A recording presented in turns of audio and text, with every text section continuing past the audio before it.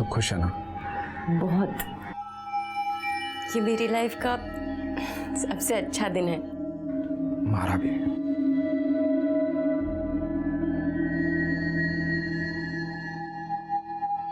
बत्ती तो बुझा दो। बत्ती जला कर रखना, देखना है मैंने सब। बत्ती बुझा दूंगा तो तने देखूंगा कैसे?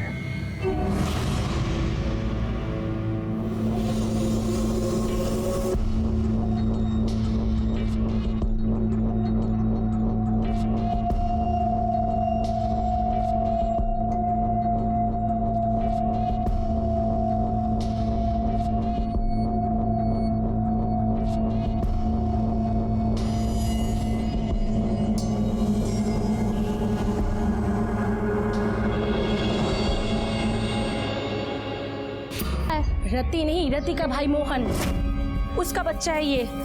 अरे काय के भाई बहन, कई बार बाइक पे चिपक के बैठते हुए जाते देखा है मैंने उनको। देखा तो मैंने भी है। और जिस तरीके से वो मोहन के साथ रहती है ना, भाई बहन कम कुछ और ज्यादा लगता है। खैर भाड़ में जाइए सब, मेरा जो नुकसान हुआ है ना, मुझे उसकी भरपाई चाहिए। और मेरे हाथ में जो काटा वो भी। चलो।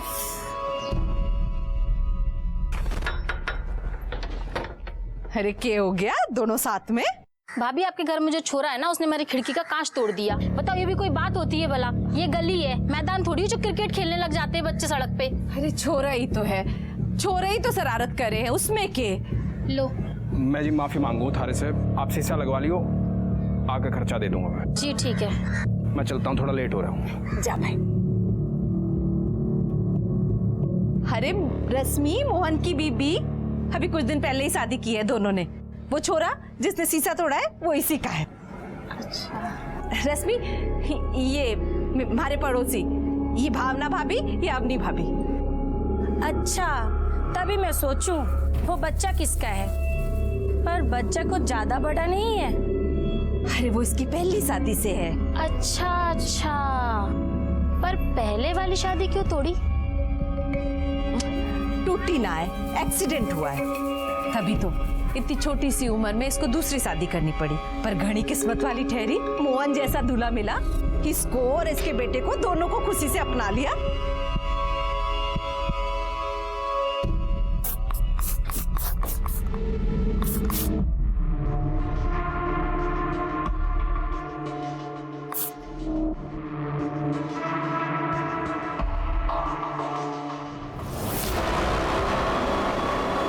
दरवाजा खुला रख।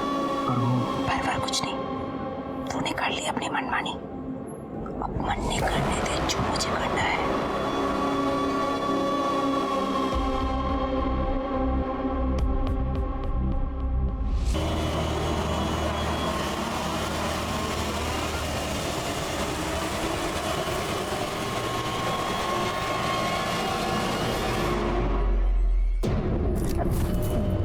दीदी आप इस वक्त यहाँ? मैं सोची आज हम तीनों साथ में सोते हैं, मैं, तू और मोहन। ये क्या बोल रहे हो दीदी? आप तो मोहन की दीदी हो, आप उसके साथ ये सब? बोले घड़ा है, जैसा कहती हूँ वैसा कर, बड़ा मजा आएगा। मैं ही शुरू कर देती हूँ। छोड़ो दीदी, दीदी छोड़ो मुझे।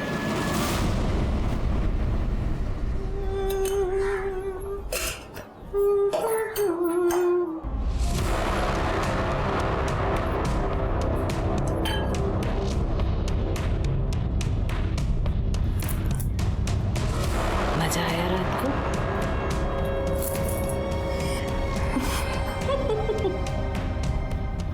हमारा फोन नहीं दिख रहा कहीं। देखा है क्या करेगी फोन का? मैं हूं ना मजा कराने के लिए। आज रात को तैयार रही हो? डबल मजा कराऊंगी। चाय?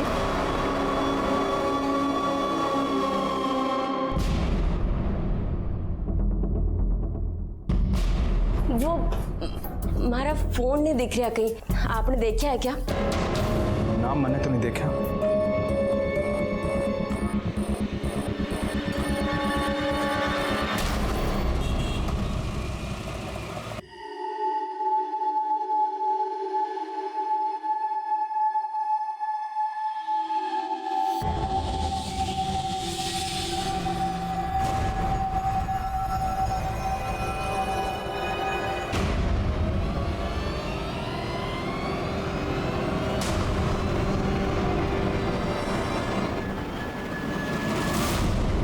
रत्ती दीदी से कुछ बोलते क्यों नहीं हो? ऐसी भी कोई बहन हो वे कोई अपने भाई के संग। जी मोहन, अगर तुम दीदी से कुछ नहीं बोलोगे तो मैं बात करूंगी। तो कुछ मत कहिए, और जो कहा बस करती जाओ। लोगों में अलग अलग तरह की मानसिकता देखने को मिलती है, जिसे समझ पाना बहुत ही मुश्किल होता है। रति का अपने ही भाई और भाभी के साथ सोना और मोहन का उसे झेलना बहुत ही अजीब था। ऐसी क्या मजबूरी थी मोहन की जिसने उसे खुद ही नहीं बल्कि रश्मि को भी मजबूर कर रखा था। पर ये जो भी था, एक क्राइम की दस्तक जरूर थी, जो रश्मि को पहली बार तब मिली जब रति उनके कमरे में पहली बार आई थी। ये दस्तक हर रात रश्मि को मिल रही थी, जिसे अनदेखा करने के लिए वो मजबूर थी। पर इसकी हाइट 5 फीट 2 इंच, रंग गेहुआ और बाल काले थे। सब मौत करीब 6 दिन पहले हुई थी। इसका मतलब 24 सितंबर को शाम को 7 बजे से लेकर रात के 12 बजे के बीच मौत हुई थी। सब पोस्टमार्टम रिपोर्ट के मुताबिक उसके चेहरे में और सर में मल्टीपल इंजरीज हैं, जो किसी हथौड़े जैसे भारी चीज़ से कई बार वार करने की वजह से हुई थी। सर का तो एकदम चूरा बना हुआ है। सब मारने के बाद डेड बॉडी को किसी आरी जैसी चीज़ से इतने छोटे छोटे टुकड़ों में काटा गया है, जिसमें उसका फेटस भी कटा और उसके भी टुकड़े टुकड़े हो गए।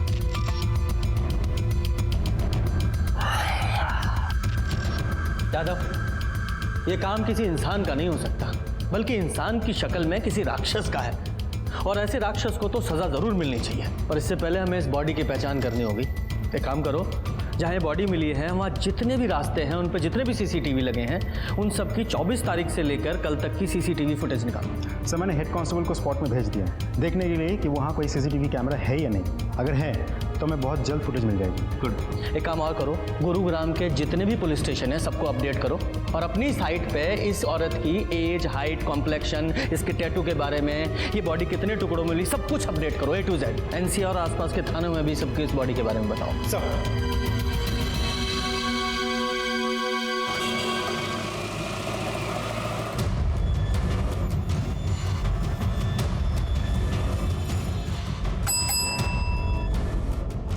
जनाब, गुरुग्राम पुलिस ने एक औरत की डिटेल्स अपलोड की है। मर्डर हुआ है उसका, और बॉडी 13 टुकड़ों में मिली है, और उसके हाथ पर ओम का टैटू भी है। और मुझे तो लगता है कि औरत वही है जिसकी मिसिंग कंप्लेंट हमारे पास में आई हुई है।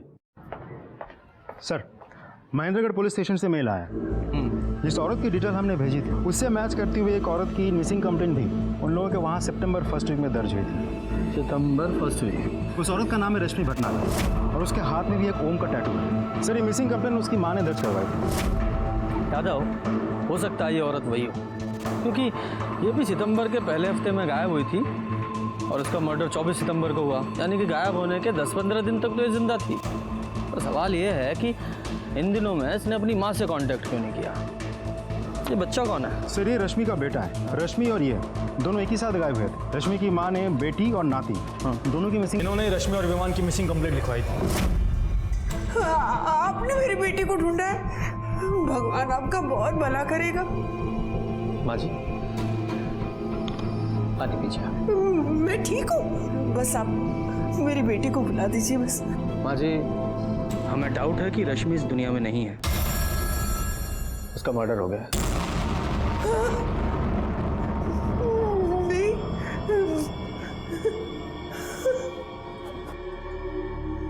रश्मि, किसने मार दिया मेरी बेटी को? विमान, विमान का। विवान कहाँ है, किस हाल में है, ये तो हमें नहीं पता, लेकिन आप जो कुछ भी रश्मि के बारे में जानती है सब बताइए, ताकि हम रश्मि के कातिल को पकड़ सकें और विवान को ढूंढ सकें। पानी पीजिए।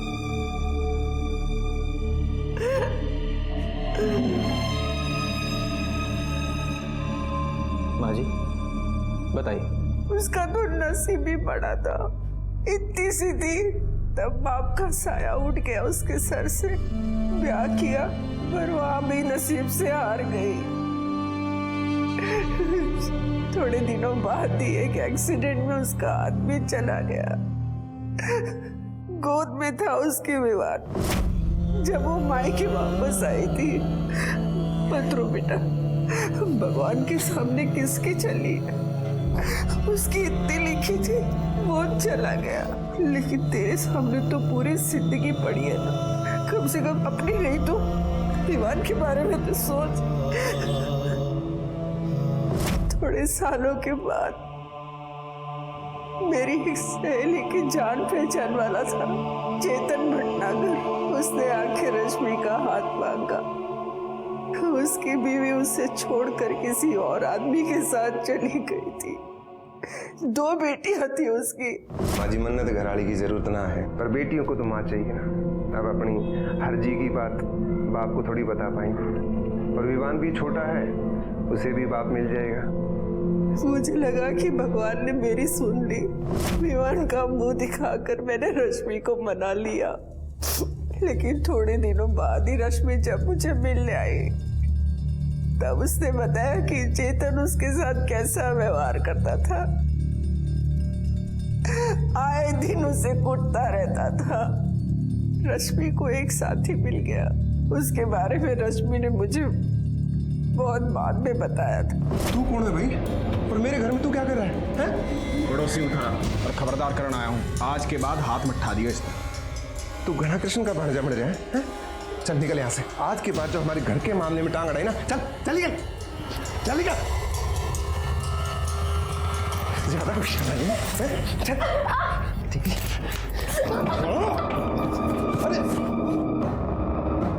औरत को मारना घर का मामला नहीं है। सुने, उठाए गिरा नहीं हूँ तेरे की तेरिया। गवर्नमेंट फर्म में काम करूँ। एक कंप्लेंट कर दी ना तेरी तो घर का मामला जेल में सुलझेगा। मोहन ने उस जल्लाद से उसे बचाया था। दोनों में बातचीत होने लगी, प्यार हो गया। लेकिन ये बातें उस चेतन को पता चल गई और मोहन और चेतन के बीच में बहुत बड़ा नाटक हो गया। और सितंबर के पहले हफ्ते में ही रश्मि विवान को लेकर मोहन के साथ चली गई और मंदिर में जाके उन दोनों ने ब्याह कर लिया। मम्मी, वो मैं और विवान मोहन के साथ है। मैंने और मोहन ने मंदिर में शादी कर ली है। लेकिन उस दिन के बाद ना ही उसका फोन आया, ना ही उसकी कुछ खबर मिली।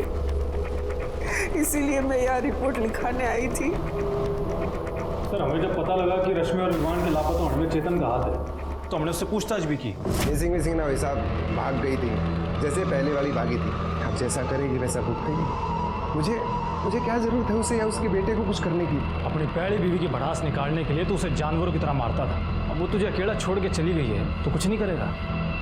हम इज्जतदार लोग हैं साहब। 2 पैसे की औरत के लिए अपनी इज्जत मिट्टी में नहीं मिला सकता। आप मुझे अगर अरेस्ट करने की सोच कर आए हैं तो आप उसे ले आओ, मैं मार देता हूँ, आप मुझे अरेस्ट कर लेना। सर, हमने दोनों को बहुत तलाश किया, लेकिन उन दोनों का कुछ भी पता नहीं चला अभी तक।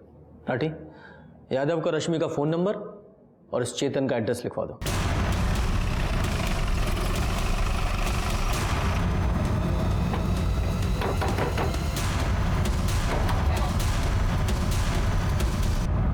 चेतन जी, आप कौन? गुरुग्राम पुलिस।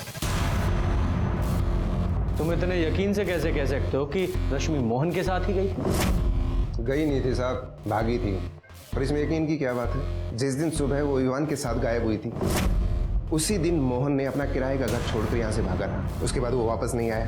ढूंढने से अच्छा है तो अपने लिए कोई अच्छी सी नौकरी ढूंढ ले। तेरे सेटल होने से पहले कैसे शादी कर लूँ मैं?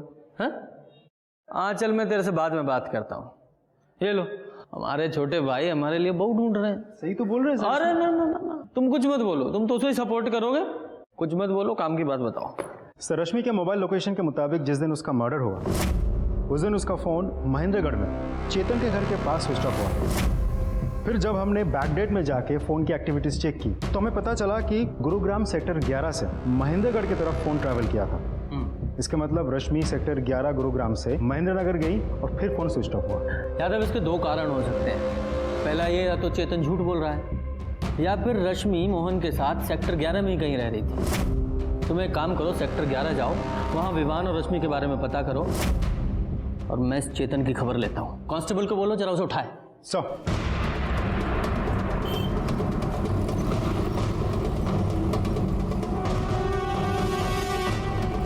दो चाय देना। ये ले। विवान, ए सुन, क्या हुआ इसे? इसे बहुत तेज बुखार है।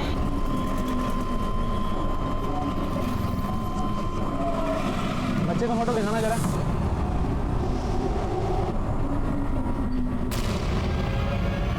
बच्चा तो यही है, मैं इसे हॉस्पिटल लेके जा रहा हूँ। तुम साहब को कमर को बच्चा मिल गया। झूठ बोल रहा है तू। रश्मि की मोबाइल लोकेशन से साफ पता चल रहा है जिस दिन उसका मर्डर हुआ वो तुझसे मिलने आई थी। कसम से सर, वो मेरे घर ना आई सर। आई थी और तूने बदला लेने के लिए उसका खून कर दिया, क्योंकि एक बार उसकी वजह से तेरी बेइज्जती हुई थी ना। और क्या कहा था तूने पीएसआई राठी के सामने? अगर आप लोग मुझे अरेस्ट करने की सोच कर आए हैं तो आप उसे ले आओ, मैं मार देता हूँ, आप मुझे अरेस्ट कर लेना। कहा था कि नहीं? इसलिए जब वो तेरे घर आई तूने उसे मार दिया, फिर उसके टुकड़े टुकड़े किए, बोरी में भरे और फेंक दिया। ना वो मेरे घर आई और ना मैंने ऐसा कुछ किया है सर। आधा किलो कर दो इसका। देखिए जरा, आपने इन दोनों को यहाँ कहीं देखा है? ये रश्मि और इसका बेटा विवान है। हाँ सर, ये दोनों हमारे ही मोहल्ले में रहते हैं, शर्मा जी के मकान में, पर कुछ दिनों से इनको देखा नहीं है। ये शर्मा फैमिली इनके रिलेटिव्स हैं? अब रिलेशन का तो पता नहीं, पर रत्ती मोहन की बहन है, पर रंग ढंग देख के भाई बहन जैसा तो नहीं लगता है। अच्छा, ये लोग रहते कहाँ हैं? मकान नंबर? ये गली से दूसरा मकान। Thank you. अरे उन दोनों के बीच की वो बात तो बता दे। सर सर सर, एक और बात बोलनी है आपको। बोलिए। और ये रश्मि गुरुग्राम के सेक्टर 11 में क्या कर रही थी? ये वहाँ मोहन के साथ रहती थी ना? सर कौन कहाँ क्यों रहता है सर मैं नहीं जानता, मैं महेंद्रगढ़ में रहता हूँ, मैं बस इतना जानता हूँ सर। अच्छा, एक काम करो, इसे ना अंदर डालो और इसकी सेवा पानी करो, सब जान जाएगा, सब बताएगा। सर मैं सच्ची कह रहा हूँ सर मेरी बात का यकीन कीजिए ना सर। क्या कह रहे हो साहब? अरे भाई ये मेरा तो साथ ही रहेगा, और जब भाई साथ रहेगा तो भाभी भी साथ रहेगी। पर मन समझ में नहीं आ रहा कि ये सब पूछ क्यों रहे हो? शादी कब की थी उन दोनों ने? 31 अगस्त। सीधा मंदिर से शादी करके घर ही आए थे। मैंने खूब खाना वाना बनाया था साहब, 1-2 हफ्ते हंसी खुशी से रहे, बड़ा अच्छा लगा हमें। ये मोहन रश्मि से शादी करने के बाद उसे आपके घर लेकर क्यों आया? उसे अपने घर क्यों नहीं लेकर गया? सर बात ये है कि मोहन रश्मि और विवान को भगा के लेकर आया था। कुछ दिन चुपके रहना था। उसने पूछी, बहन तेरे घर रह जाओ? मैंने भी बोला तेरा ही घर है भाई, रह जा।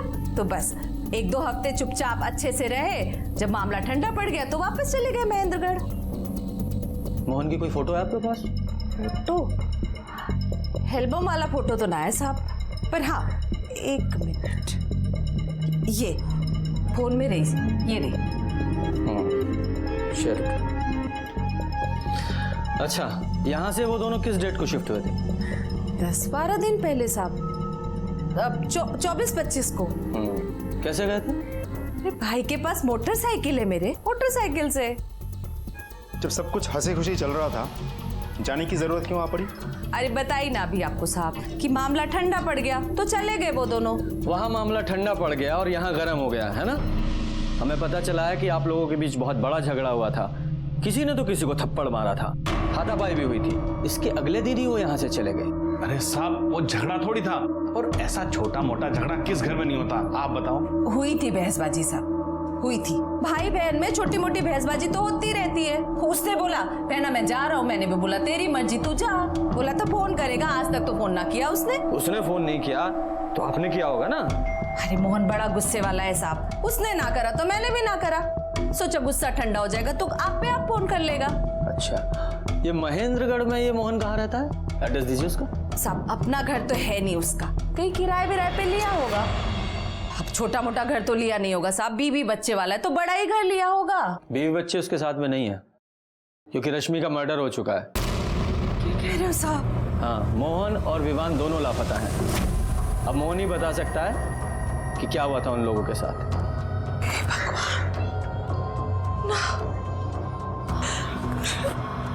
रश्मि का खून हो गया साहब, मोहन ने तो बताया भी नहीं। ऐसा नहीं हो सकता साहब। साहब 10 दिन पहले तक तो सब कुछ ठीक था यहाँ। कितने खुश थे साहब वो दोनों एक दूसरे के साथ। हे भगवान, किसकी नजर लग गई इन सबको। अच्छा, जैसे ही आपको मोहन या विवान की कोई खबर लगे हमें इन्फॉर्म कीजिएगा। जी साहब। क्या हो गया? सर मुझे लगा रति मोहन के लिए जेन्युइनली दुखी है, लेकिन पड़ोसियों से पूछताछ करके पता चला कि दोनों के बीच भाई बहन का रिश्ता नहीं था सर। कुछ तो गड़बड़ है। हाँ, पड़ोसी जा ठीक ही कह रहे हैं यादव, क्योंकि इतनी प्यारी बहन को इतने प्यारे भाई की कोई खबर ही नहीं है। इस शर्मा फैमिली की कुंडली निकालो, खासकर इस रति की। और हाँ, ये मोहन का फोटो भी सर्कुलेट करो और उसकी बाइक का भी पता लगाओ। सर अग्निपथ के उस ओनर से बात हुई तो पता चला कि रति और मोहन के बीच कभी भाई बहन का रिश्ता था ही नहीं, नाजायज संबंध थे, और इसी कारण की वजह से उस ओनर ने उन दोनों को घर से निकाल दिया था। हो सकता है यादव, ये हो सकता है, क्योंकि रति के पानीपत से गुरुग्राम शिफ्ट होने के कुछ दिनों बाद ही मोहन ने रति के घर आना जाना शुरू कर दिया था। और जैसा कि विवान ने बताया, तो ये भी हो सकता है कि रश्मि से शादी के बाद भी मोहन ने रति से नाजायज संबंध रखे।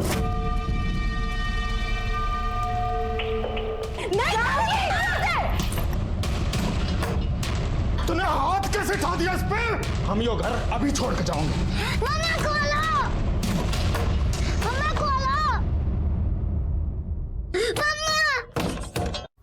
प्रॉब्लम यह है कि विवान के बयान से यह साबित नहीं होता कि रति ने, उसके हस्बैंड ने और उसके बेटे ने मिलकर ही रश्मि को मारा था। अगर इन्होंने रश्मि को मारा तो फिर वो मोहन कहाँ है? वो भी गायब है। कहीं मोहन का भी तो इस सब में हाथ नहीं है। और फिर रश्मि और मोहन दोनों के फोन लोकेशन वहाँ महेंद्रगढ़ में चेतन के घर के पास मिले। यहाँ तक कि मोहन की बाइक भी उसके घर के पास ही मिली है। और ये रश्मि की बॉडी वहाँ महेंद्रगढ़ में नहीं, यहाँ गुरुग्राम में मिली। तो क्या ये तीनों रश्मि को वापस यहाँ गुरुग्राम में लेकर आए, फिर से मारा? कुछ तो मिसिंग है, कहीं क्या हो सकता है? जनाब, मैंने शर्मा फैमिली का रश्मि के मर्डर वाले सप्ताह का कॉल रिकॉर्ड चेक किया, जिसमें पता चला कि रति का बेटा कुंदन मर्डर वाली रात मोंटी अरोरा नाम के एक लड़के से एक नहीं 3 बार बात किया है। और फोन की मूवमेंट चेक की तो शाम 8 बजे, रात 10 बजे और सुबह 6 बजे मोंटी के घर पे गया। बुलाओ सर। हाँ सर, कुंदन का फोन आया था, उसको आरी मशीन की ज़रूरत थी, वही लेने आया था। फिर रात दोबारा उसका कॉल आया, कह रहा था उसको वैन की ज़रूरत है, उसको फर्नीचर काट के दिल्ली भिजवाना था। फिर रात 10 बजे वो आया, गाड़ी लेके चला गया। अगले दिन सुबह 6 बजे गाड़ी आरी सब वापस करके चला गया। तो ये आरी और वैन मतलब तुम्हारी गाड़ी कहाँ है? तुम्हारे घर पे? हाँ जी सर, घर पे। तिवारी साथ लेके जाओ और ये आरी और गाड़ी दोनों सीज करो और फॉरेंसिक भेजो। सर मतलब शर्मा फैमिली ने रश्मि का मर्डर और टुकड़े अपने ही घर में किए हैं? शायद। यादव, अगर उसके टुकड़े भी घर में ही किए गए हैं तो कंफर्म है कि बाथरूम में किए होंगे, क्योंकि एक तो बाथरूम से आवाज़ बाहर नहीं जाएगी, ऊपर से ब्लड साफ करने में भी आसानी होगी। यादव, एक काम करो, इस शर्मा फैमिली के घर को ना अच्छे से और स्पेशली बाथरूम को अल्ट्रावायलेट ट्रीटमेंट दो। हो सकता है वह रश्मि के ब्लड स्पॉट्स में है।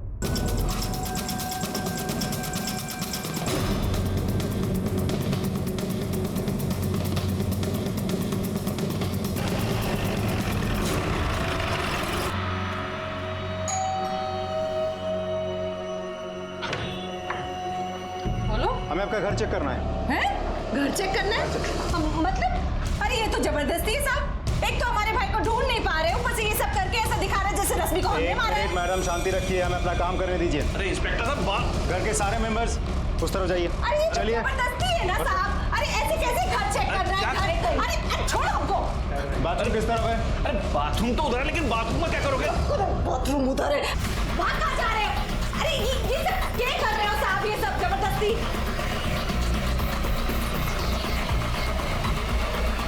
सर ये देखिए,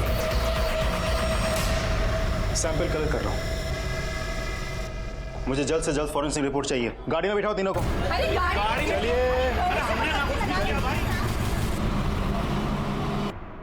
जनाब, ये रिपोर्ट्स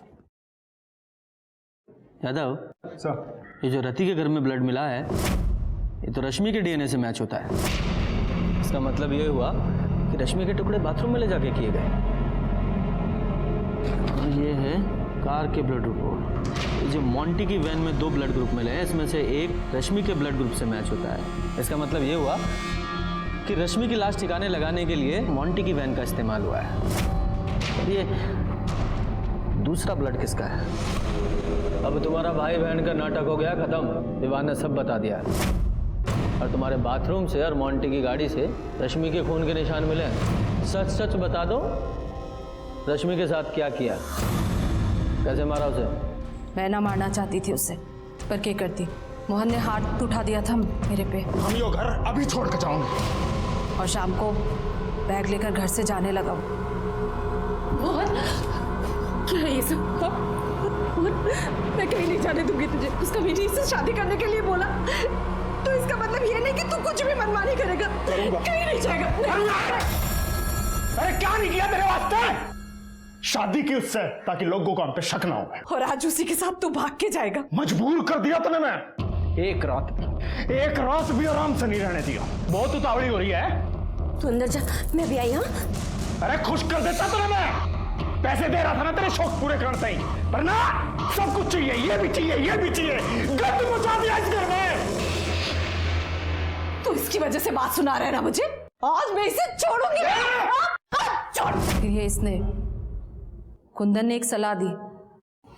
मैं मोंटी की वैन भी ले आया और उसके टुकड़े बोरी में भर के अलग अलग जगह फेंक दिए। मोहन के साथ क्या किया?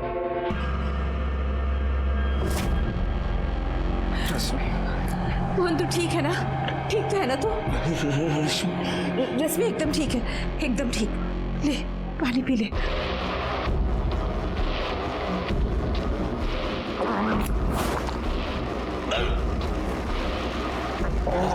रश्मि चाहिए थी ना तुझे? जा, भेज दिया तुझे उसके पास। मर जा तू। उसकी बॉडी को कैसे ठिकाने लगाया? मोहन को भी उसी वैन में डालकर हम नदी में फेंक दिया। यादव, इसका मतलब मोंटी की गाड़ी में जो दूसरा ब्लड था मोहन का था। और ये रश्मि और मोहन का मोबाइल और उनकी बाइक चेतन के घर पे कैसे पहुंचे? और फिर ये विवान को कैसे छोड़ा, कहाँ छोड़ा, उसका क्या किया? मैंने विवान को नशे की गोली दे रखी थी। फिर मैंने रश्मि के और एक कुंदन ने मोहन के कपड़े पहनकर विवान को बेहोशी की हालत में मोटरसाइकिल पे बिठा के महेंद्रगढ़ की सड़क पे छोड़ दिया। और फिर मोटरसाइकिल को चेतन के घर के पास खड़ी की और रश्मि और मोहन का फ़ोन वहीं बंद करके नाले में फेंक दिया। मैंने रश्मि और चेतन के बारे में मोहन से पता लगा। प्यार दुनिया की सबसे सुंदर चीज़ है, चाहे वो किसी के बीच में भी हो, माँ बाप, भाई बहन, पति पत्नी, चाहे फिर दोस्ती क्यों ना हो। लेकिन रति और मोहन ने इस रिश्ते का भी दुरुपयोग किया। जिस दिन से इन दोनों का नाजायज रिश्ता शुरू हुआ, क्राइम ने तभी से दस्तक देनी शुरू कर दी थी। और ये दस्तक बार बार मिल रही थी। रति, मोहन और रश्मि तीनों को ये दस्तक मिली, लेकिन जब तक एहसास होता तब तक बहुत देर हो चुकी थी। और इस लापरवाही का भुगतान मोहन और रश्मि को अपनी जान देकर चुकाना पड़ा। बेचारा विवान इसमें बेकार में पिस गया। इसलिए जब भी कोई अनैतिक सी इच्छा मन में जन्म ले, आपको सतर्क हो जाना चाहिए और उस दस्तक को सुनते हुए उससे दूरी बना लेनी चाहिए। और इसी के साथ मैं आपसे विदा लेता हूं। फिर मिलूंगा एक नए केस के साथ। तब तक देखते रहिए क्राइम पेट्रोल दस्तक। मकसद बताना नहीं, बचाना है। जय हिंद।